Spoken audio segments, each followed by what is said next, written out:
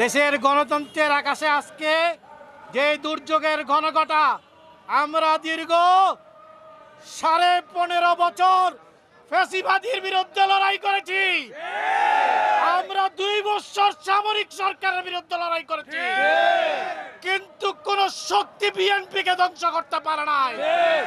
কিন্তু 5 তারিখের পরে একটি পর্দার আড়ালের অপশক্তি বিএনপিকে নিঃশেষ করতে চায়।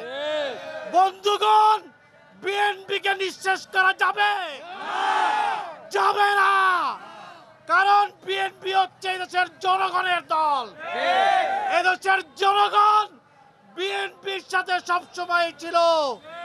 আমাদের নেতা তারেক রহমান দীর্ঘ 15.5 বছর এই ফ্যাসিবাদী শক্তির বিরুদ্ধে লড়াই সংগ্রামের নেতৃত্ব দিয়েছেন। আমরা সেই নেতার নেতৃত্বে আমরা আন্দোলন সংগ্রাম করেছি।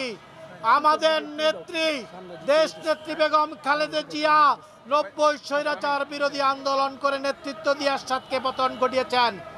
আমরা বলতে চাই, আমরা কোনো ফ্যাসিবাদী শক্তির উত্থান বাংলাদেশ হতে দিব না। যারাই ষড়যন্ত্র করেন তারা হুঁশিয়ার হয়ে যান, নিজেদের গায়ের দাগটা অন্তত দেখে নেন। আপনাদের স্বাধীনতার যুদ্ধ থেকে শুরু করে আজ পর্যন্ত আপনাদের চরিত্রের রাজনৈতিক চরিত্রটা কি ছিল আপনারা জনগণের দেশের জনগণ জানে।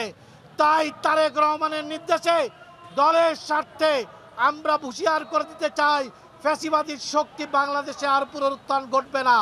আগামী দিনে তারেক রহমানের নেতৃত্বে বাংলাদেশ জাতীয়তাবাদী দল সরকার গঠন করবে।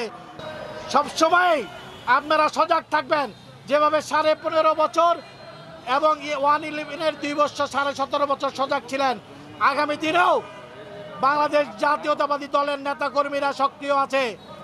আজকে ফেসবুকে দেখলাম ছাত্রলীগের পলাতক নেতা যিনি কলকাতায় বসে যমুনা ঘেরাও করতে চান, তাদের উদ্দেশ্য বলে দিতে চাই, রাজপথে নামলে আপনাদেরকে কঠিন জবাব দেওয়ার জন্য যুবদল